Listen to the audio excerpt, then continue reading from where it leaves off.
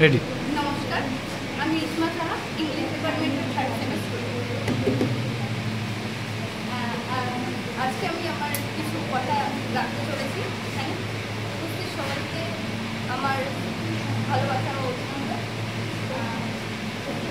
আজকের দিনে 2025-এ দাঁড়িয়ে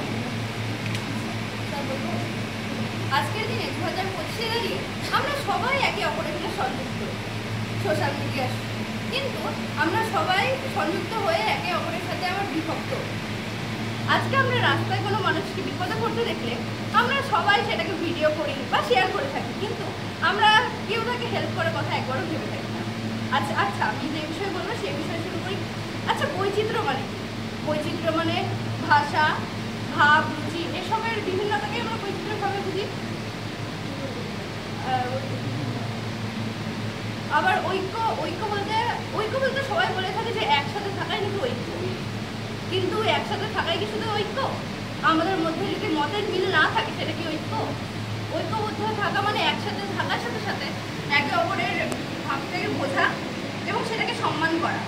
আমাদের দেশে নানা ধর্মের মানুষ আছে, হিন্দু, মুসলিম, খ্রিস্টান, বৌদ্ধ। আমাদের যদি সবার বক্তব্য শোনা এবং একে অপরের সঙ্গে তাল মিলিয়ে চলা। শুধুমাত্র অনুষ্ঠানের দিনে দুর্গাপুজো, ঈদ এসবে পাশাপাশি থাকাই যদি শুধু ঐক্য হতো, তাহলে কি আমরা ভারতবর্ষকে সুন্দর একটি সংস্কৃতি গিফট করতে পারবো? শুধু অনুষ্ঠানে পাশাপাশি থাকাই যদি ঐক্যবদ্ধভাবে থাকা বলে আমি মনে করি না। অনুষ্ঠানের বাইরে বেরিয়েও আজকে যদি আমরা এখান থেকে বেরিয়ে যাওয়ার সময় দেখি একটা মুসলিম মানুষ বিপদে পড়েছে, আমাদের উচিত তাকে হেল্প করা, নাকি অ্যাভয়েড করে গিয়ে ভিডিও করে সেটাকে শেয়ার করা। এরকম ছোট ছোট